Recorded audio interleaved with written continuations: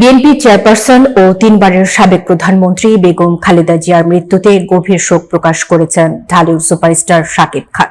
মঙ্গলবার ৩০ ডিসেম্বর সকালে নিজের ভেরিফাইড ফেসবুক পেজে শাকিব খান বলেন, সাবেক প্রধানমন্ত্রী বেগম খালেদা জিয়ার ইন্তেকালে গভীর শোক প্রকাশ করছে, তার রুহের মাগফিরাত কামনা করছে এবং শোক সন্তপ্ত পরিবারের প্রতি সমবেদনা জানায়। শাকিব খানের পোস্টে মুহূর্তে হাজার হাজার ভক্ত শোক প্রকাশ করে মন্তব্য করেছেন। শাকিব খান ছাড়াও ঢালিউডের চিত্রনায়িকা অপু বিশ্বাস, শবনম বুবলী, নুসরাত ফারিয়া, আজমেরি হক বাঁধন, রাফিয়াত রশিদ মিথিলা ও চিত্রনায়ক সিয়াম আহমেদ, সঙ্গীত শিল্পী নগরবাউল জেমস, মিনার রহমান এবং নির্মাতা আশফাক নিপুণ ও রেদওয়ান রনি সামাজিক মাধ্যমে খালেদা জিয়ার প্রয়াণে শোক জানিয়েছেন। প্রসঙ্গত, গত 23 নভেম্বর থেকে এভার কেয়ার হাসপাতালে আইসিইউতে চিকিৎসাধীন ছিলেন বেগম খালেদা জিয়া। মঙ্গলবার ভোরে তিনি শেষ নিঃশ্বাস ত্যাগ করেন।